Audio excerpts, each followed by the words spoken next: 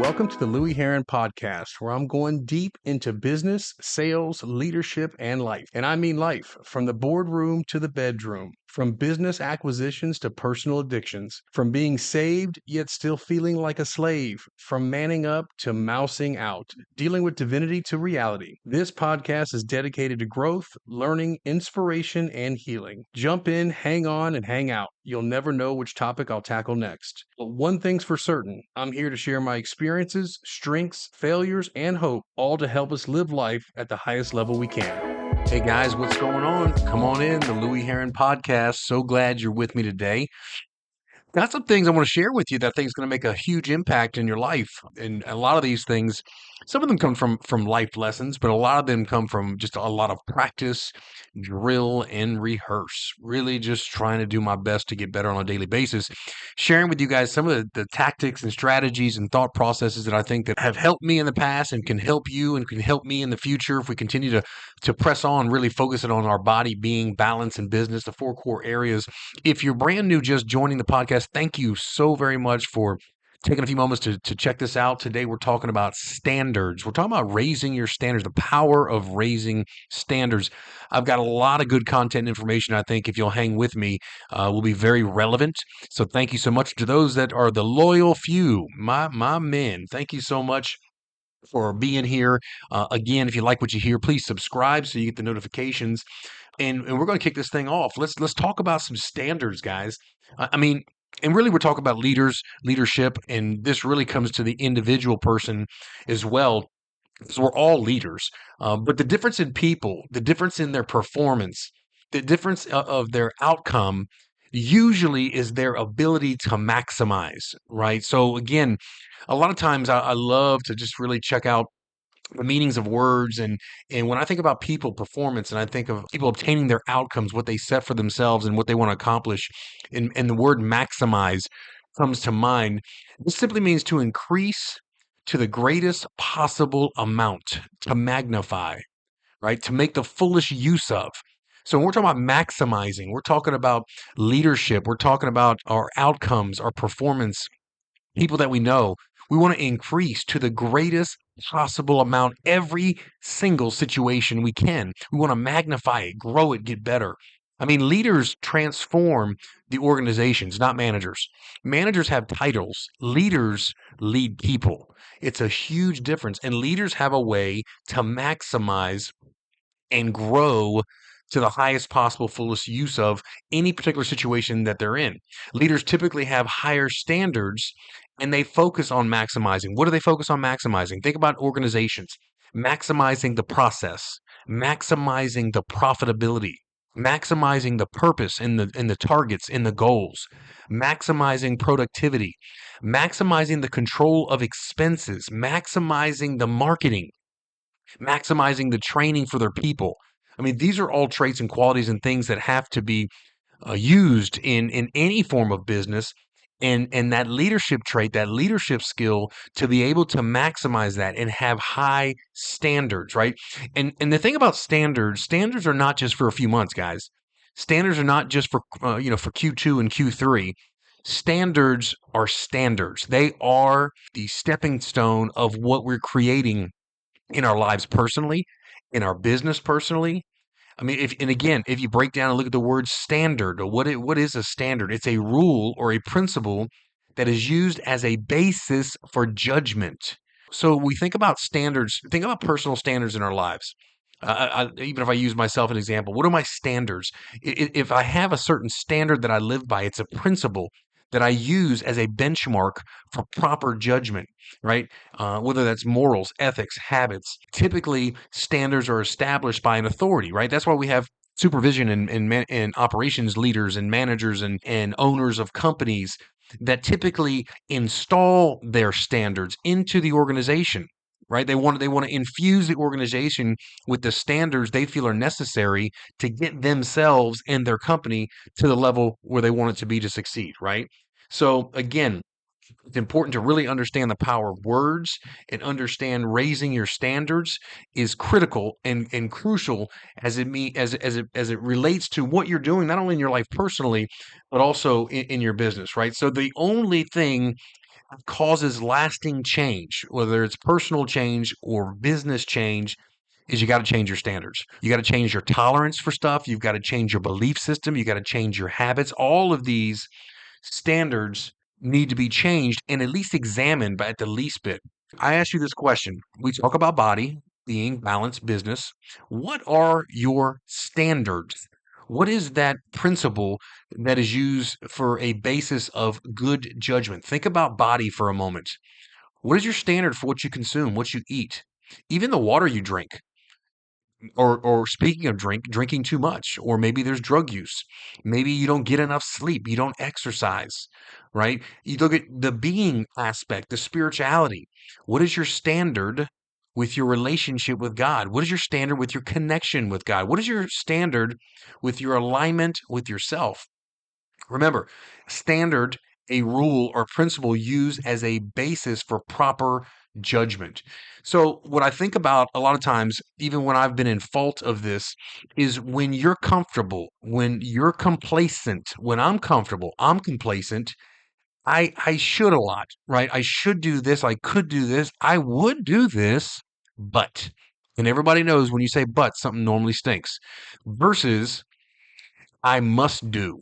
I must do. When you must do something, you simply find a way.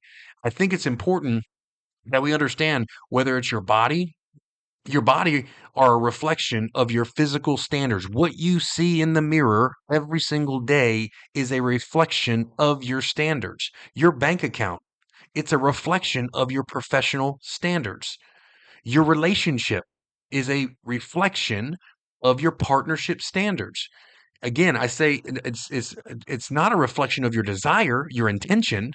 It's a reflection of your standards. And that's why I think it is so vastly important that we take the time to examine some of the standards that we have or lack of the standards that we have.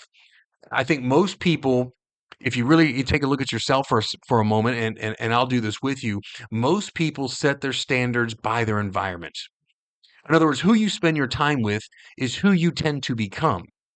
I mean, you eventually start lowering your standards just a little bit over a period of time becomes a whole lot of standard lowering, right? Even if it's just a little bit. Like, for example, you've all heard the frog analogy, right? You put him in boiling water, as soon as you put him in, boom, he pops right out. He pops right out. But you take that same frog, and put him in a pot of water, and slowly turn the heat up.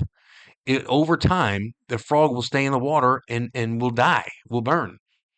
And this is what I think a lot of reflection of our lives look like, right? Over time, things start to happen to us because our standards get reduced and lessened. And that's what makes the effects and the circumstance that we view on a daily basis that simply is just a mirror back to us about our standards. I think raising your standards begins with being around better situations, being around better people with higher standards.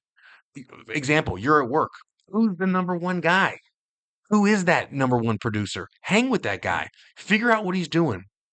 If you're an owner or an operator, who's the number one operator in your industry? Spend some time with that guy. Figure out a way to get on the phone with him. Figure out a way to pick his brain and see what he's doing and what his standards are all about. I remember in when I wrote Driven by Fire, in my book, I have a section in there where I was talking about the value of interviewing people. And one of the things that I think is so critical in my quest to buy a car dealership, at the time I did not, I was a general manager, but I literally took the time to write out 20 interview questions. And I flew to 3 to 4 different partners and owners and requested their time beforehand to ask every single one of them the same exact questions because what I was looking for was a theme, something that I could pinpoint that all of them did the same way in some capacity or thought the same way in some capacity. All right. So again, that's just an example where I really believe that you can take the time, right, and figure out what do you need to do to raise your standards. Surrounding yourself around people playing the game at a better or a higher level than you are is the way you're going to raise your standards. So the question is, in raising your standards, who does it start with? Right? It starts with you. Like there was an interview that I saw with Wayne Gretzky, and he had a statement That was very interesting. He said that he never skated to where the puck was at, but he always skated to where the puck was going to be, right? So he had that anticipation, but it was his pattern recognition. You look at Michael Jordan, everybody knows the story where Michael Jordan was cut from his high school team, but most people don't know what his coach actually said to him.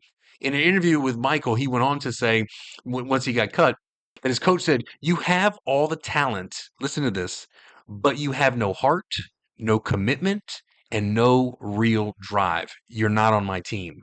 The coach then told him that if you want to make my team next year, meet me every single morning before school starts, and we'll do a one-on-one practice, and I'll teach you how to have discipline and raise your standards. And consequently, Michael did just that. So again, and if you look at Michael Jordan, forget the talent. The guy's talented beyond belief. That was never a question. But if you look at The Last Dance on Netflix and you really see his intensity, his discipline, his standards, right? His commitment, his heart, the very same thing that his high school coach said you have none of. I mean, the guy won 3 championships, retires, comes back, and what did he do? He won 3 more, right? So, I mean, Michael clearly states and has in many interviews that he has no competition. His competition is himself. Again, it poses a question to you. Can you relate? You're in competition with yourself on a daily basis. Who are you fighting? You're fighting you. The enemy is the inner me. It is me. It is you. I mean, and it's truly all about our standards, right? Again, the standard, a rule or a principle that is used as a basis for good judgment. I put the good in there. It just said judgment, but that's what we want to do, right? We want to have solid judgment, wisdom, discernment. We want to make great decisions. Break down the word judgment, the ability to make a decision or form an opinion objectively, right? Break down the word principle, a personal or specific basis of conduct or management, right? So having solid principles, good judgment, this is what standards are all about. We've got to work on changing our shoulds to musts. Take the shoulds and turn them into the musts. Again, what you practice in private is what you'll be rewarded in public. I think that's so crucial to really just grasp that statement, really and truly. What you practice in private when no one is watching is what you will be rewarded for in public, where others see the accolades and the achievements and the accomplishments, right? In private, what is private? Integrity, right? You don't have to show off. It is you versus you. So the question is, what do you do? In private, what do you do? These are the standards and where they're developed and where they grasp and grow. I remember when I was on the path to buy my first dealership, and I don't know, I mean, it was probably 28 to 35-year-old range, right? And I just cracked over 50 this past February. But I clearly remember I must. What did I must? Man, I must break records. I must get recognized. I must turn around every single store that I touched. Any store that I was involved in, I had to do a 180. I had to improve it, increase it. My mind was obsessed to the outcome. I had an objective in mind, and my standards were not wavering at all. There was no distractions. There was no craziness. There was no dependence on anything. I was dead set focused, and really the standards that I have really made a huge impact on my overall life. And I really believe, seriously, if you want to shrink your problems, you got to grow your purpose.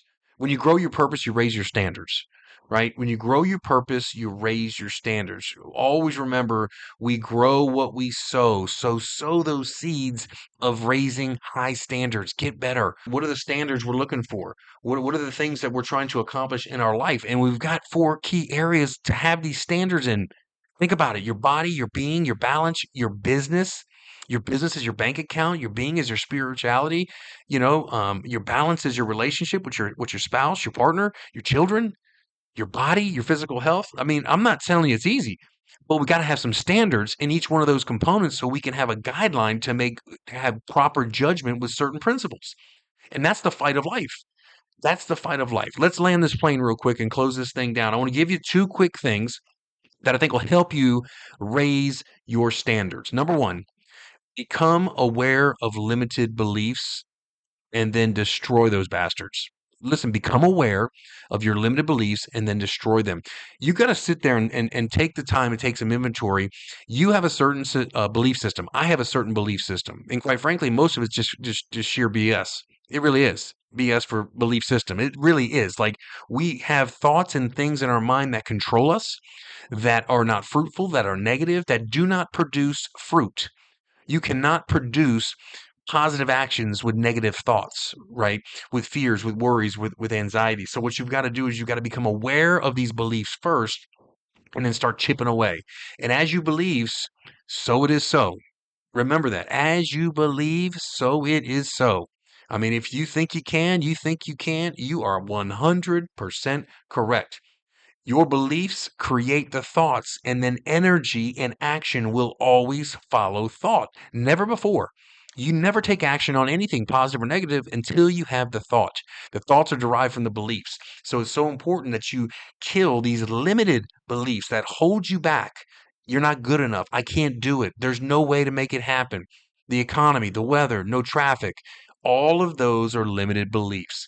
All right. So what you focus on, you will find. And I want to point out one other thing, very important. This is a human behavior. This is a human condition. And it's important for you to understand that once you believe something is a certain way, out of your need for certainty, you will change things in your mind to meet that belief.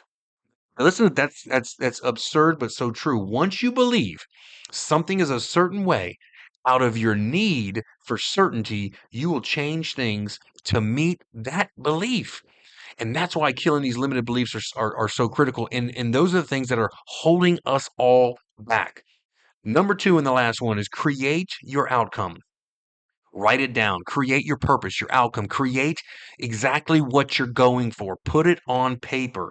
And the reason you want to do this is because you want to understand this gives reasons for all the activities you do to attain that outcome for that purpose. It's vital because once you start to work your tail off and start going towards a certain outcome, you're going to start questioning. You've got to have your outcome and your purpose so plainly clear that nothing stops you from getting that. It not only does it guide your activities, but it also guides your actions. This will consequently raise your standards needed to obtain the actual purpose and outcome that you're looking for. So, guys, look, we're talking about raising standards. We're talking about getting better. We're talking about your body being balanced in business. We are talking about just growing, whether it's in your operations, whether you're in leadership, whether you're in sales, whether you own a business. It's critically important for all of us, myself included, just to take heed to some of the things we can do to grow and get better. And you remember last episode, we talked about 10 activities, 10 things you can do on a daily basis.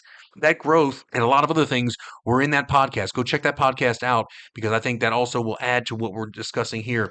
But listen, we're going to close this thing down. I wanted to tell you guys, if you want more content, more information on leadership growth, inspiration, business, or sales, you can go to YouTube at Louie Herron TV or go to louieherron.com. I've got tons of courses there you can check out. Thank you so very much for tuning in and logging in here and checking out what we're doing with the Louie Herron Podcast. I look forward to seeing you guys next week. Do me a favor, subscribe, like, write a review. You guys are overly generous. Some of the reviews are fantastic. Thank you so very much. And until next week, we'll see you then.